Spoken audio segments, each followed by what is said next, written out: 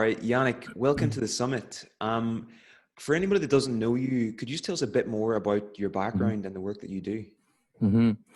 Ooh, that's a big one already, because I have a bit of a portfolio career, what some might call, or I call it a multi-potentialite. It's a great talk by Emily Wapnick on why some people don't have one true calling. I've always done many things, and that's kind of reflected in what I do. So the umbrella is to help people to think a little bit deeper, to embrace their human condition and try to not avoid or suppress the discomfort that comes with just being alive in the world with other people, and to allow people to make more conscious choices, to be more aware of who they are and how they relate to the world out there. And that brings about a certain consciousness, a certain feeling to be in the world, and having a sense of ownership and passion over your life. You know, not to avoid the difficult stuff, but to embrace it as the stuff that makes life worth living. You know, there's always going to be uncertainty. There's always going to be difficult decisions, and I think that's something that makes life really exciting.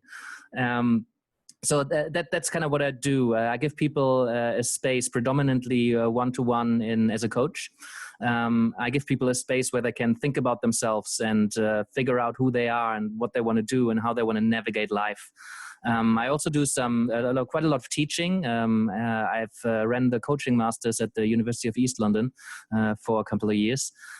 So I still do a lot of coach training privately at different institutions. I guest lecture a bit, do some trainings. So I help other people to create that space where people can make those kind of decisions and live their life more consciously. I dabbled in mediation for a bit. I still do the occasional conflict resolution. And really, when you talk about somebody navigating life, there's going to be lots of conflict. You know, not necessarily in terms of fist fights, but in terms of, one part of me wants this and the other part of me wants that. Or, my parents want this and I want this. Or my business partner wants that and I want that. We were all different. You know, we have different opinions and beliefs and values, and that clashes a lot.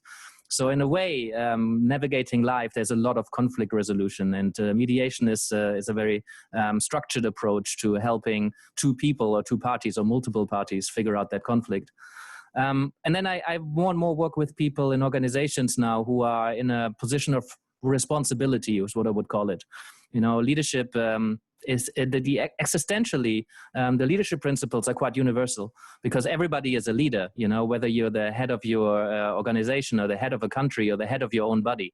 We all are in a position of responsibility. We make choices and they affect other people. So in that sense, I like to open up that space for people in positions of responsibility, whether that's somebody who just became a parent or somebody who just became a manager or somebody who just founded a company. So there's a lot more leadership work that I do these days, which is very exciting, because it has a lot of impact on the world, and I guess that's part of what drives me. I've been given a lot of things. Having grown up reasonably privileged, at some point I had the real urge to give something back. You know, what do you do with all of this education and insight that you gather across the years? I wanted to, it really excites me to be able and in a position where I can pass some of that stuff on. So that's what I'm doing in many different ways. Fantastic. Okay, so Yannick, you're an existential coach. So I'd be curious to ask, what would you say the main differences are between existential coaching and other forms of coaching? So existential coaching is where two people usually sit down and they talk, they have a conversation that's focused on what that client wants. That might be very different. So there's many, many different approaches to coaching. Something I often say is who you are is how you coach. So as we relate to somebody and we meet them from one human being to another, we can then add a set of skills into it. So what the existential approach does is it's based on existential philosophy and existential thought. So we relate to human lived experience in a particular way, and we meet other people from that position. So we existential coaches believe that you have to make your own choices, and we cannot take responsibility for how you live your life. And that's not necessarily different to other approaches to coaching, but it's one of those elements. The other part is that the main method of existential coaching is the phenomenological method of inquiry, which means that we bracket everything that we think we know, and we really tune into what's going on for that person. And then we help them explore that. So again, many other coaches out there would say, yeah, but I do that also. But this is our main method. So we really kind of jump into the experience of what it's like to be human. And then we explore all of those paradoxes and those inner conflicts that the human condition brings with it. And we help somebody to sit in that. So not necessarily make all your problems go away, not necessarily jumping in and say, okay, so you have this problem, let's make it go away with a technique or an intervention or an action plan. But perhaps first and foremost, we look at, so what does that mean to you? That goal you're bringing in, or that challenge, what's it like to be in that? What's it like to experience that? And then from that, new meanings tend to emerge. Doesn't mean that we never also do an action plan or a way out of this, but the existential coach has another layer of depth that we tend to explore. And I think our kind of mundane everyday decisions, they're grounded in the bigger questions. And sometimes as an existential coach, you meet a client who comes in with one of those really big questions. It's like, who am I? What's the point? What am I going to do with my life? How can I be happy? Why is it so difficult to relate to people? Why do I feel anxious a lot? So these big questions, they can be explored in a coaching framework. You don't need to wait until they become huge problems that you can't cope with anymore, in which case most people would then go see a therapist or a psychoanalyst or something like that. So this is for people who are generally okay, are generally resourceful and whole. They're all human, we're all struggling, but they hold a job and they are in a family or they have friends, but like something doesn't quite sit right. So when we have those existential conversations before they become a massive problem, before we kind of feel ourselves in the void and free falling as like, oh my God, what is this? We can have those conversations to build something I call existential resilience. What is my relationship with death and endings? What's my relationship with responsibility and freedom and making choices? What's my relationship with how I relate to other people? That difficulty to belong. We want to be different, but we also want to belong at the same time often. What's my relationship with the often absurd seeming life? Everything was fine. All of a sudden a virus comes along and knocks out half of the world's businesses. It's like, oh my God, like we try to find meaning in this, but maybe it's just something that happened. Maybe there isn't a meaning. Why did that person break up with me last year or 20 years ago? Why did my experiment not work out? And then some people go on this quest for decades or years or months or weeks or days or nights to figure out what the meaning is and how does it make sense, when sometimes the world doesn't make sense. So that's those kind of questions I really like to explore with people. And those big questions, they inform the smaller decisions how we live our life every day. 100%. So it seems that like for most of us in life, we kind of wait for a major existential crisis for us to start making some changes. Whereas when you go to see an existential coach, it's like a proactive approach to facing these existential questions that we all face as human beings and dealing with them up front, as opposed to waiting for them to come over you. But you're also, sorry. I just wanted to throw in there. I think there's two I differentiate between existential coaches who kind of deal with these things quite openly and existentially minded or existentially informed coaches.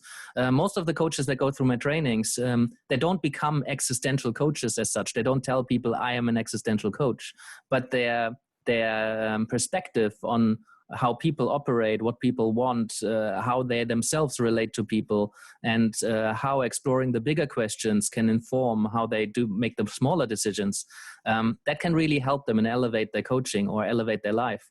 So you don't have to talk about the big questions and say, "Oh, you got death anxiety," I think, But if a relationship with endings is in the way of my coaching client achieving their goal, for example, if they want to quit their job and start a business, or they want to become a manager or a leader, or they want to get out of a relationship, then exploring their relationship with endings and how they end things and their anxiety around things ending and, maybe their stability getting up in the air. How many people are in a relationship that they know they don't really want to be in, but it's still better than the uncertainty of not being with anybody and not knowing what their life is going to turn out to be like? At least this person they know, and they know what it would be like to perhaps grow old with them or spend the next couple of years, going out there and just kind of breaking up with somebody or quitting a job and trying to make a business work. This is difficult because we don't know what's going to happen. And so a lot of people choose to stay in the devil we know, or they choose to stay in something that's not great, but at least we know what it's like. And ahead of, or they prefer that to going to leave the safe haven or relatively safe haven or the haven we know and go out in the open sea where we don't know what's going to happen. So we don't need to necessarily work with the existential relationship at a very deep level with a client. But the existential coach will have a perspective on that, and they will, notice some of the things. And when they become relevant, they might put them on the table and explore that a little bit and go that little bit deeper, which often helps clients, to make a lot of other decisions. Once you figure out your relationship with endings, you can make a lot of choices, based on knowing how you relate to making choices. So you've touched on it there briefly, but it seems that in the existential approach that working with endings and bringing more consciousness to the fact that things are temporary and they're all passing and life itself, we're all going to die at some point. This seems to be a very important part of the approach. Why do you think this is so effective for helping people make changes in their lives? And how would an existential coach go about using endings in a way that can help people make changes, if that makes sense? I think it's effective because very often people don't really, they don't want to engage in conversations about things that are uncomfortable. So there's a courage in the existential stance towards living and working that is not afraid of discomfort, because we know that in order to have a synthesis, in order to grow, in order to learn, especially if you want to grow and learn fast, there needs to be an antithesis to your thesis, as Hegel would call it.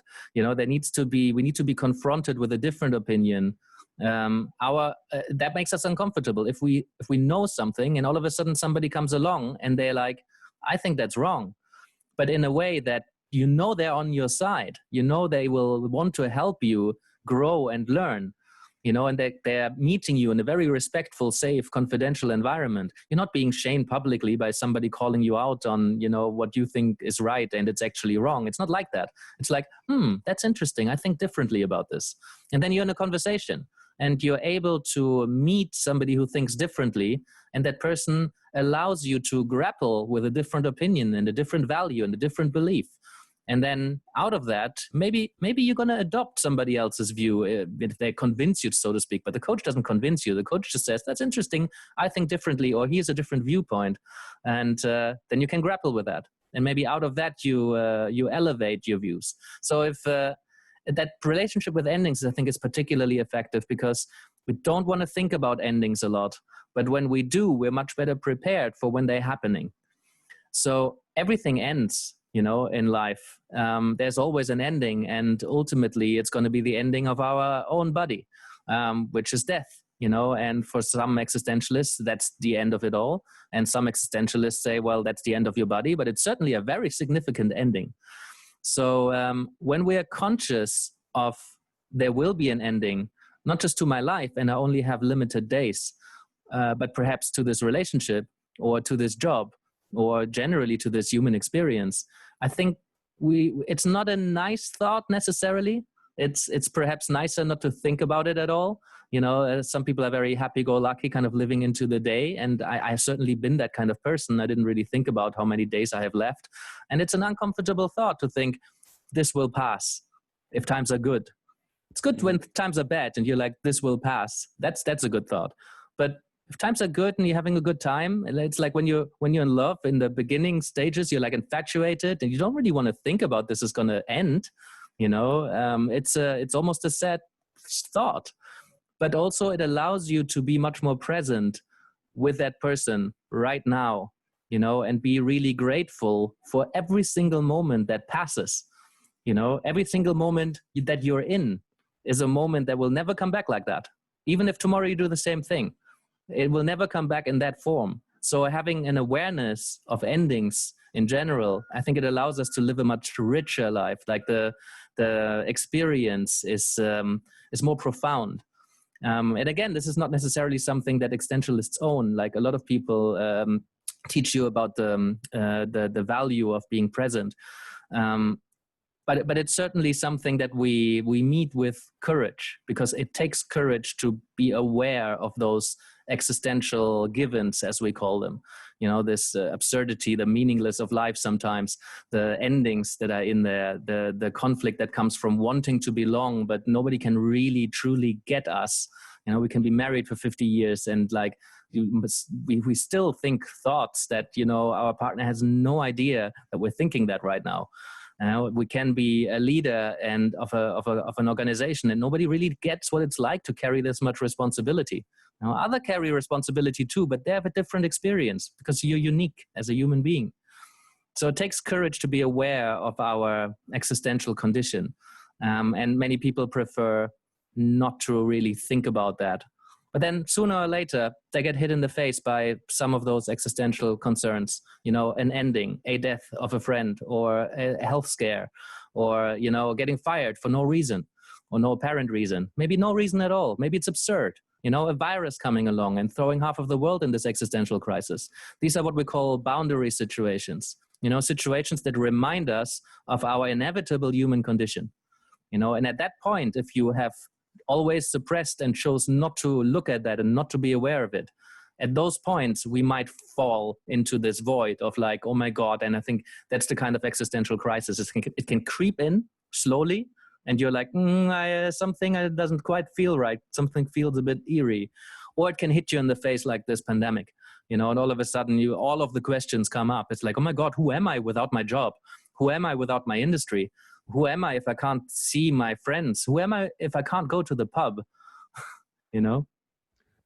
100%. It seems that like we have a tendency, that guy Ernest Becker wrote a book on it, was called The Denial of Death, where we just have this tendency to, that's our biggest fear. So we don't want to look at it at all costs. But the price we pay for that is we walk around thinking that we're immortal, and we walk around thinking that we've got all the time in the world. But when you have that perspective, then you're never going to do the things that you actually want to do. So what's so beautiful about this approach is that it brings it to our awareness that we're going to die at some point. So we've got to get on with life and do the things we actually want to do with our time. Yeah.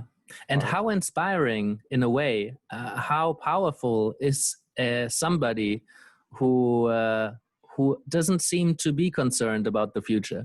Somebody who says, we're going to go that way. Who is with me? It's going to be amazing. You know, somebody who gives the illusion or perception of complete certainty. You know, we like to follow people who are absolutely certain and very charismatic. And they're like, I know all the answers. You know, follow me. I know where the gold is. And then people get very excited because they enjoy that sense of certainty. And I think this is what a leader does. They bridge some of this existential concerns that we're having. You know, they make us feel like we're never going to die. They make us feel like this is the right way. There's no doubt about it.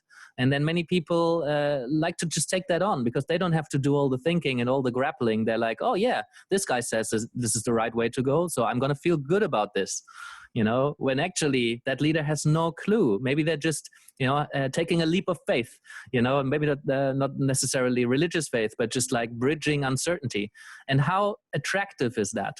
Because we like to quite naturally get rid of this inner conflict of not knowing. We like to make decisions when we're absolutely certain. And if somebody else gives us the feeling that we can be absolutely certain about this, it's much easier to make a decision. But at the same time, it might be wrong. And when it turns out to be wrong, we get thrown into the what? But I thought this was 100% true. I thought this was certain. Well, what's going on?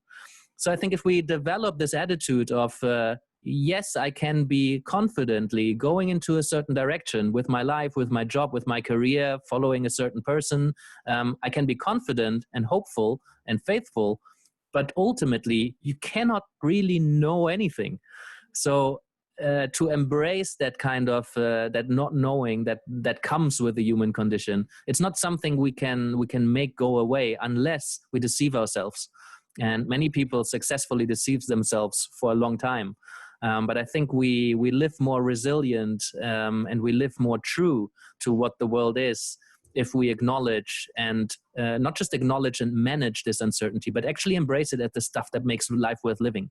We don't want to know the outcome of the football game. We don't generally read the last page of the book first. We don't want the spoilers.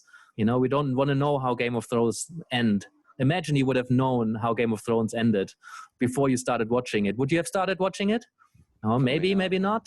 But I think it's important to explore a person's attitude, because I had somebody who's like, yeah, I always read the last page of the book first. And I'm like, oh, that's really interesting. That's, that tells me something about how you approach life and uncertainty.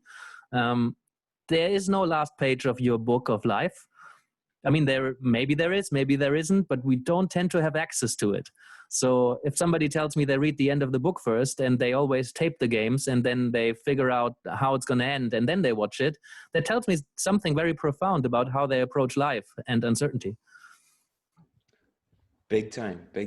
I've known people that have they've had to have so much control over life that they're not willing to embrace that risk and uncertainty. And it's a very unattractive quality, at least for me, in somebody, But what I want to ask you about now, Yannick, is how would an existential coach work with somebody who is struggling to make a big decision in their life? They're kind of at a crossroads and they've got something that's going to have consequences further down the line, and this person just can't make up their mind and make their decision. How would an existential coach approach that? Yeah. So first of all, it's a difficult question because I don't think there is such a thing as an existential coach. There will be as many existential coaches as there are existentialists or coaches. So it's a difficult one to answer. I could answer what I would do, but I think there's many coaches who have different approach to helping people make decisions. I think what they probably would have in common is to first of all explore what the meanings are around those decisions. What do they mean to them?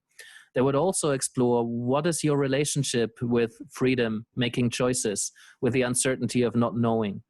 They might explore choices they've made in the past, or they might just help that person sit in the uncertainty of not knowing what the right choice is here. Perhaps acknowledge the dilemma that they are in right now. Because if it was an easy choice, then they would have made it by now. They wouldn't need the help of a coach.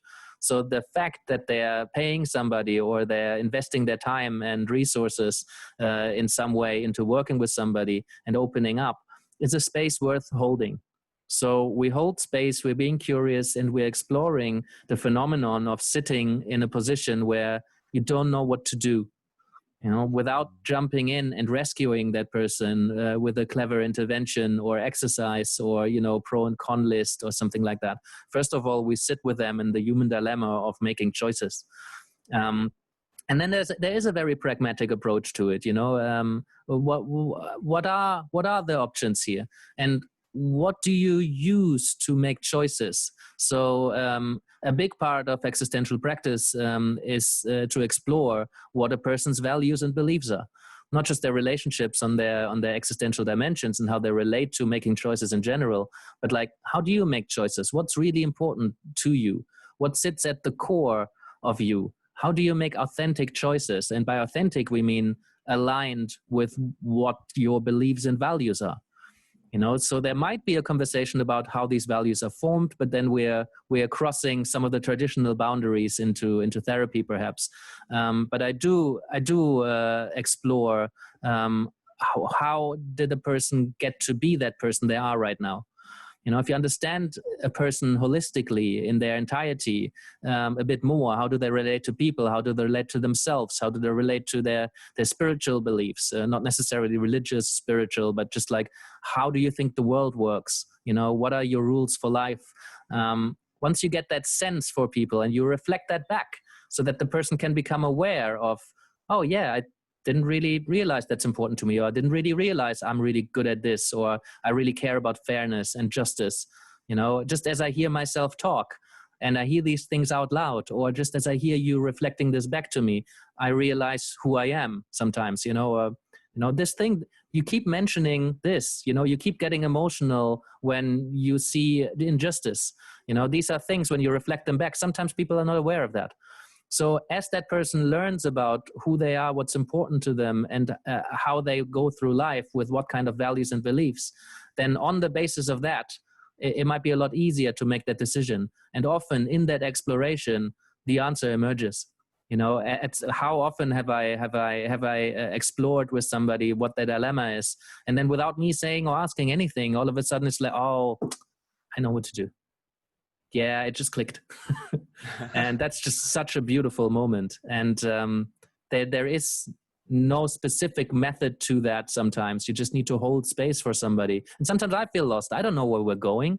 I just hold that space for that person, and what they talk about is probably relevant. And if I'm really confused why it's relevant, I ask, how's this relevant to what you're trying to achieve here, to that choice? And then they tell me, oh, actually it was a detour. Thanks for holding me on course and keeping me focused. Because that's what differentiates coaching from therapy, is that the coach would be a lot more focused on what we're trying to do here and where we're going, whereas the therapist would keep holding that space and allow the client to go wherever they need to go. That's why coaching is often an accelerated process, because we often have that anchor point, that what are you trying to get out of this? We have a relatively clear focus on what you're trying to get out of this relationship. That's why it's often much more short term. That makes a lot of sense. And you touched on it there briefly. Part of that process is helping the client to identify their values. Are there any approaches you use to help people do that with the people you're working with, uncover their values? Yeah, I think there's lots of different ways. Personally, I'm much more of a conversationalist. There's coaches who use a lot of tools, and there's a series of assessments out there, from value cards. You get a deck of cards with values on them, and then they invite the clients to just pick the ones that resonate with them. Then you have a conversation about that. There's psychometric assessments tools or questionnaires, which you can send a link to somebody, and they get asked a series of questions, and then out comes a list of values that you could extract from the answers of those questions. Not letting that define a person, but as a start to a conversation, can be very, very powerful. I like the VIA, the Values in Action questionnaire or survey of character strengths. By Peterson Seligman. They've developed it in the early 2000s, which is a relatively short questionnaire, and outcome 24 character strengths grouped around 6 virtues. And it's called Values in Action because these values and virtues, character strengths is how they show up. So I really like that because it's quite pragmatic. It's quite like, this is how these things show up, but they point to values and virtues that you hold as a person. There's a bunch of other different tools out there that people could use. But like I said, I generally have conversations, because when somebody tells me why they're here, or if I ask somebody, tell me a bit about yourself, or if somebody's just having a rant about how they've been mistreated by somebody or something that they've seen earlier today, well, even if they talk about the weather, often you can hear the values and beliefs that underlie somebody's narrative.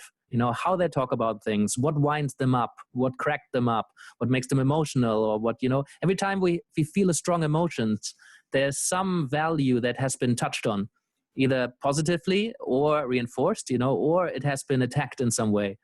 So when somebody gets very emotional, I get very curious, because it points me to something they really deeply care about.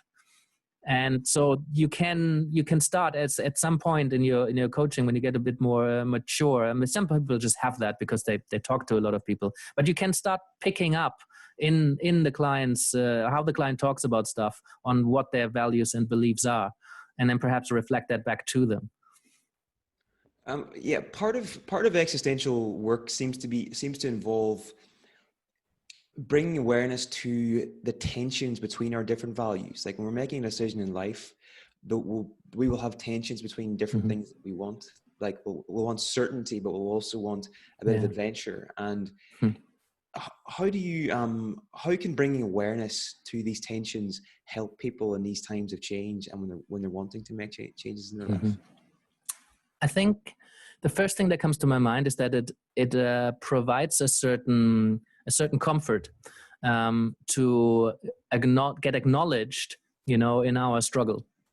When we come in and we're like, well, there's all of this tension, and there's perhaps an expectation that it's possible to live tension free, because there's a lot of messages out there from the personal development industry, from like certain gurus, or from advertising messages that if you only buy this product, then your life will be tension free.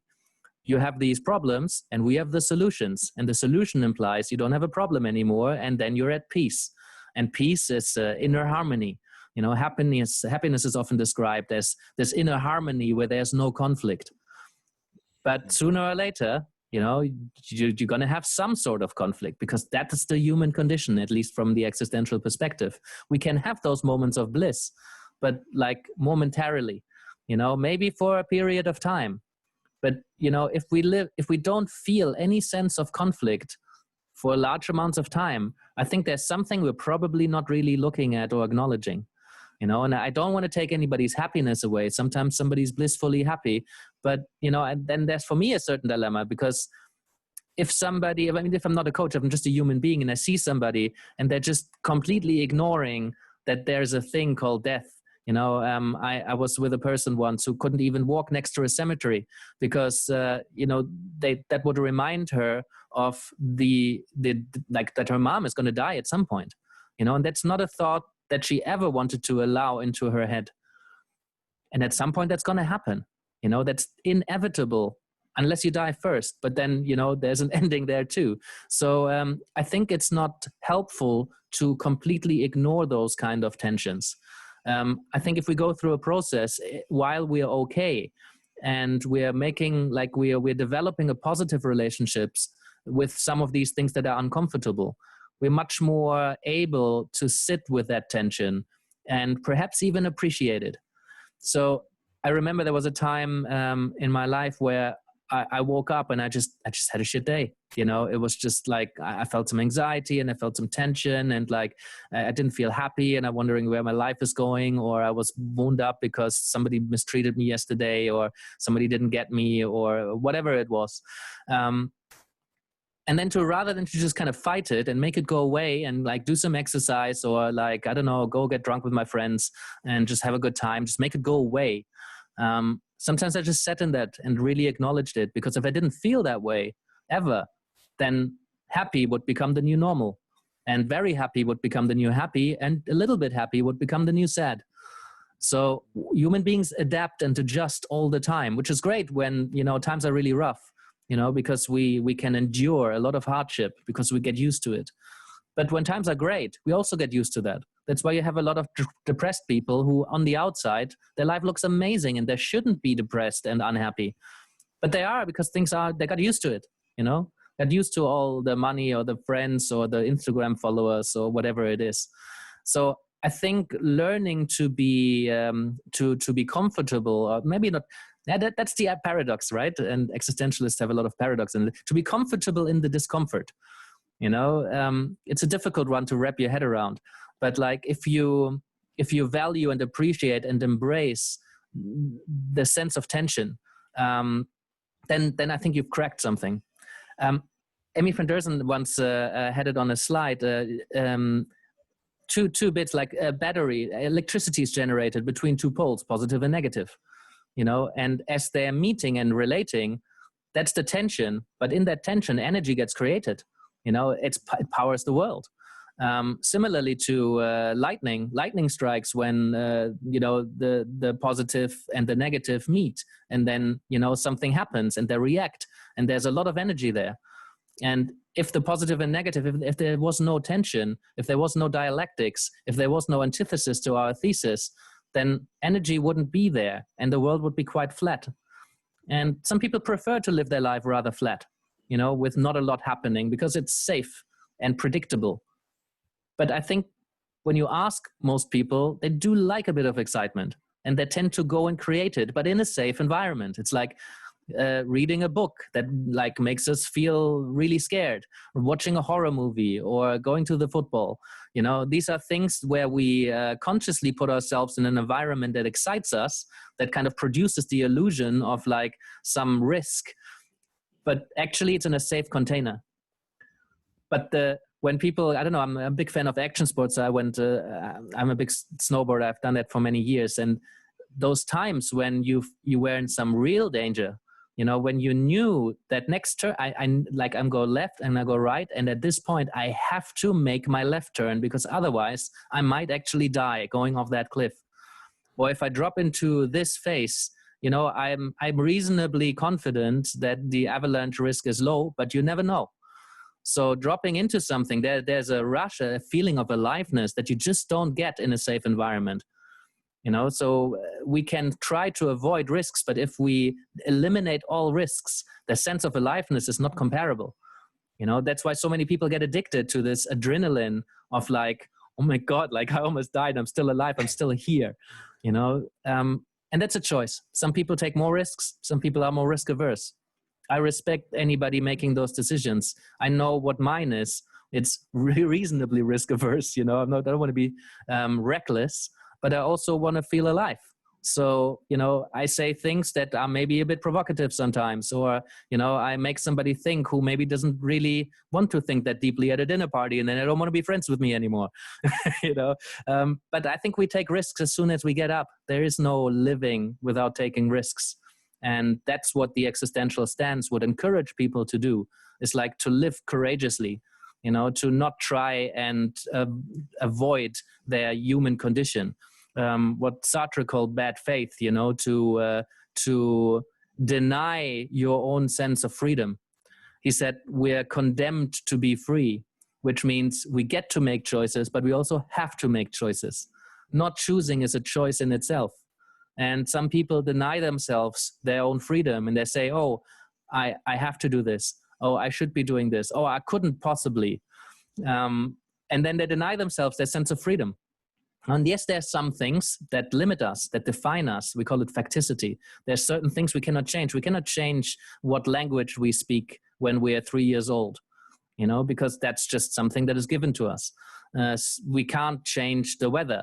Well, I think there's certain technological ways, I guess, now, but like we can't change how the planets move. It's not something we can influence.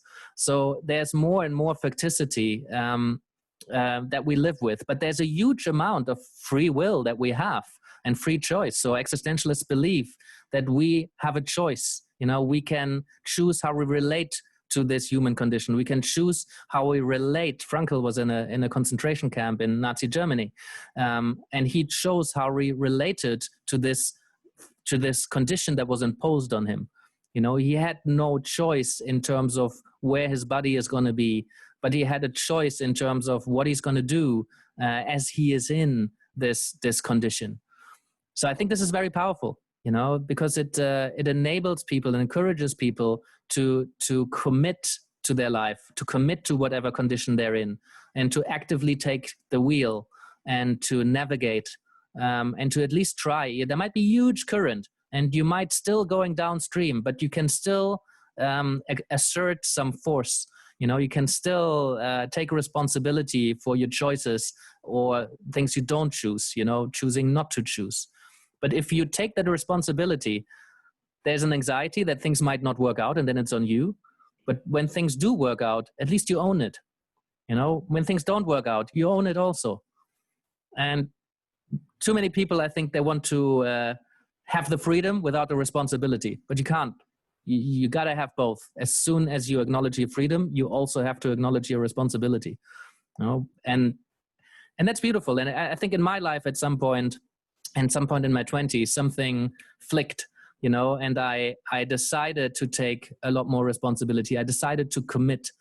And that brought a lot of anxiety about, because now I owned whatever is going to happen, you know, rather than just let things happen and say, oh, well, you know, I was kind of just drifting along and then things happened and that's where I am now. And that was okay for me because I consciously drifted. I consciously chose to not make a lot of decisions. You know, I just said kind of yes to opportunities or no to opportunities. It's just like, okay, I'm going to do that then. And life kind of worked out. I was kind of being lived by life rather than living life. And I didn't have that sense of ownership. I didn't really celebrate my successes because life just kind of happened to me. And I just like, oh, well, I just kind of went along with stuff. So as soon as I grabbed the wheel and I said, well, I'm going to make some more conscious decisions and I'm going to commit to this. And if it doesn't work out, then, that was, I guess, not the right choice, but it's the best one I could have made at the time. And so the existential coach would encourage somebody in similar ways to just like, well, hey, you got a choice here. You can either, commit to this and carry whatever consequences are going to follow and own them. Or you're just going to let life happen. And then you need to be okay with wherever life takes you, So what I want to avoid is people who wake up when they're like 40, 50, 60, 14, 25, that wake up at some point and look back on the last 10, 20 years or the last year and say, I wish I would have made a different decision then. That's, as a coach, that's important to me, that people make a conscious choice. And if they do wake up 20 years later and realize maybe that wasn't the right decision, at least they knew that 20 years ago, they made a pretty conscious choice and they accepted that it might not work out as they wanted to, but it's worth a shot. 100%. There's so much in there. I think what I'd like to ask, Yannick, you've been coaching clients for years now. You've got a lot of experience in this area. What common characteristics do you notice in people that do really well in coaching and that get a lot from it and actually do make changes? Is there anything common you notice, any patterns? As a client, you mean? Yeah, in your clients, which of them actually do well from coaching? Yeah. So the first thing is that they're courageous and open to exploring themselves, exploring their relationship with people. That they're not too attached to that version of the world, like that self-identity, that worldview that they've built about the world. They're not too fixed on but I know this and everything I know is true. So they have that courage to consider that there might be other ways of looking at themselves and looking at the world. So I think that's the first thing, that you're kind of coming in with an open mind, that the world might not be what you think it is. So they're already kind of open to change. That's important, because if you don't think change is possible, then change won't be possible. I read somewhere once a beautiful quote. I don't know the source actually. It says the world is exactly what you think it is. Because you create the world with how you think about it.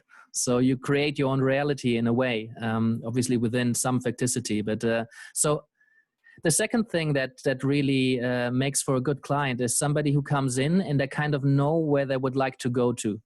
So it's either about what do you want to do or who do you want to be.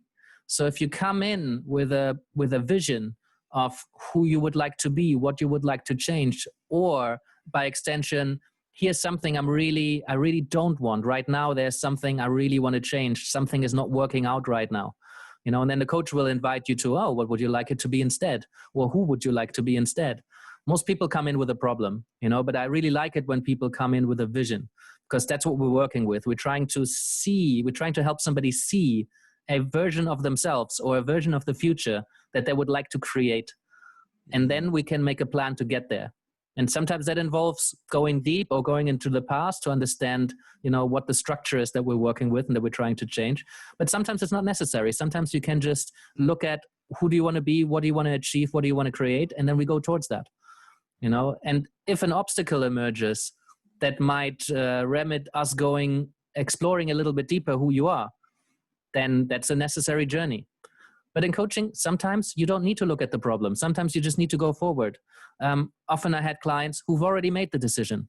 They weren't there to make the decision. They said they were there to make the decision, but after like a little bit of talking, it was clear they've already made the decision to leave their partner or to quit their job.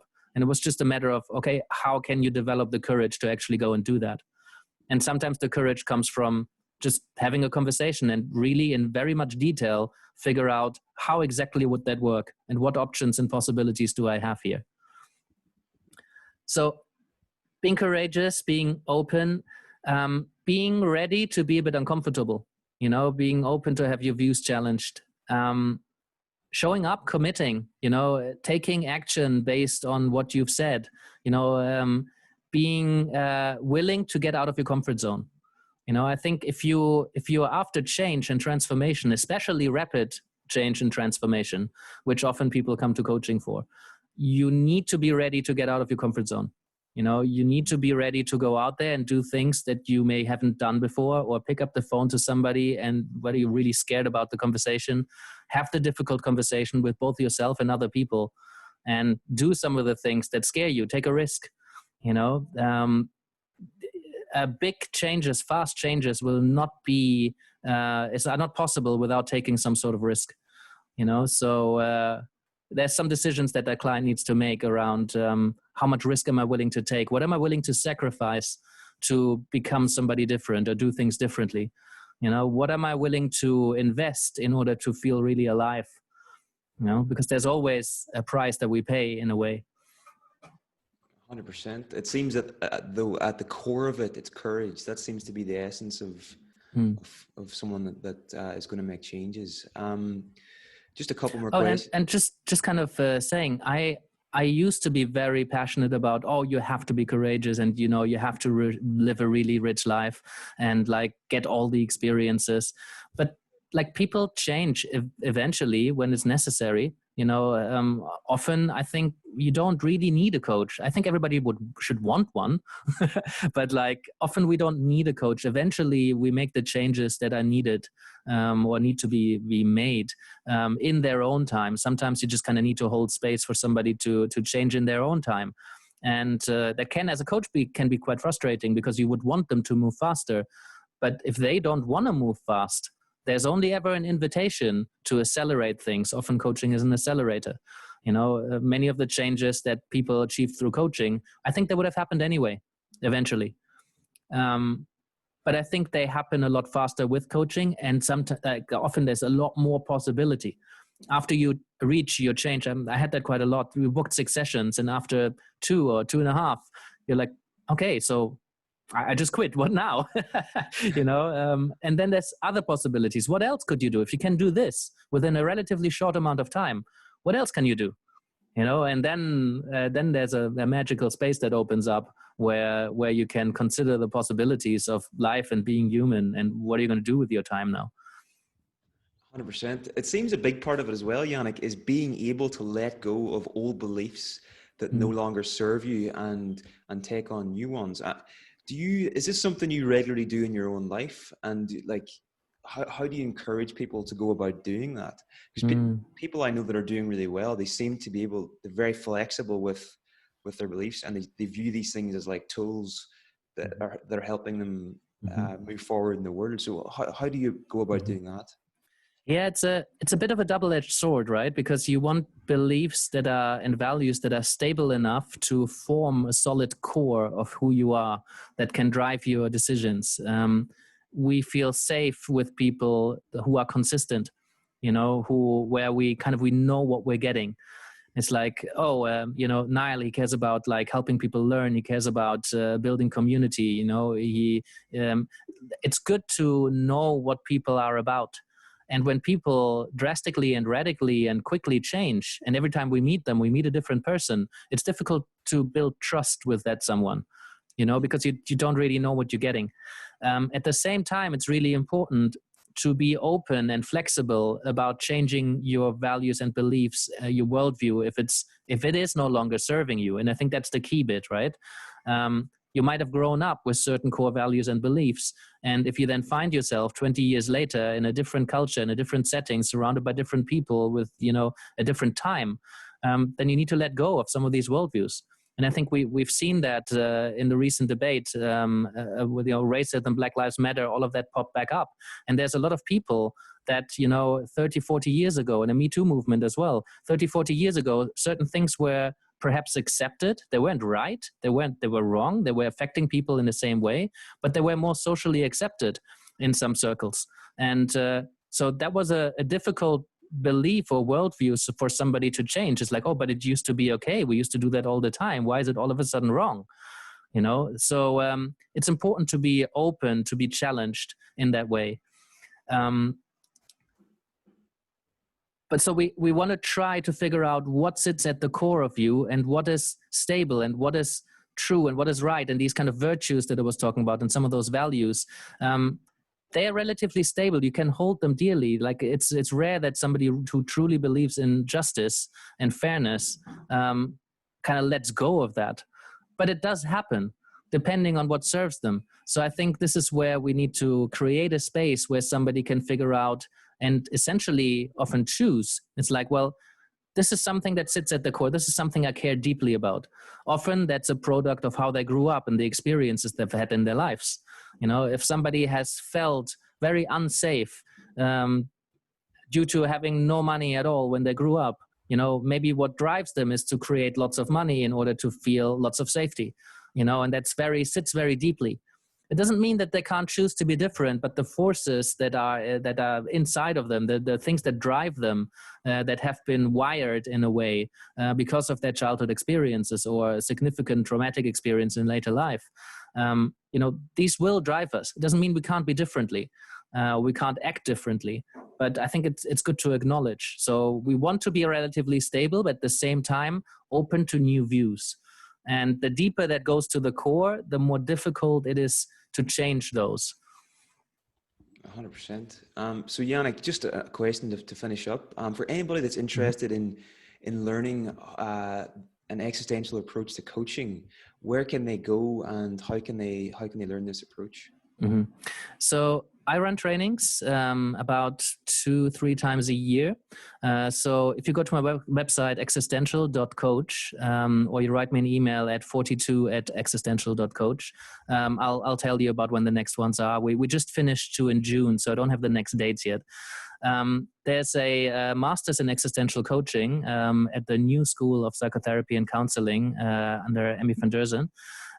So that would be a great way to do an in-depth journey to become a master in existential coaching. That's the course I've done.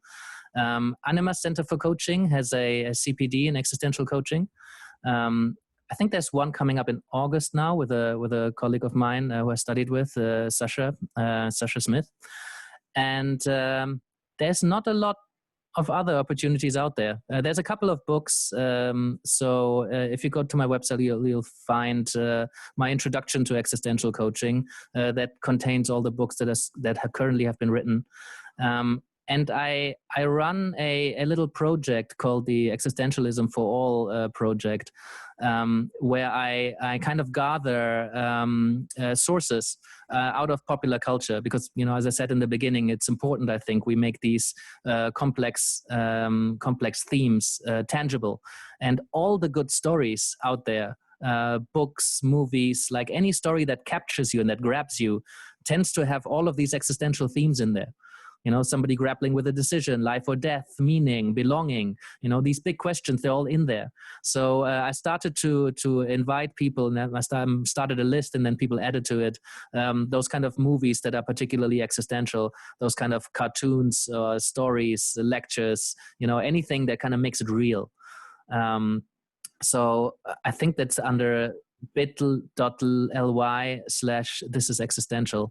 But I need to confirm that. Maybe if there's show notes, I'm happy to share that link with you. If you can't find it, write me an email, and I'll point you to it. So yeah, there's lots of books there, introductions, stories. So if you want to learn more about existential themes, that would be a great place to start. Awesome, Yannick. Well, it's been fascinating to talk to you. Thank you so much for taking the time to share some of your wisdom with us. Yeah, just really appreciate it, man. And I guess we'll speak soon. We sure will. Thank you, Niall.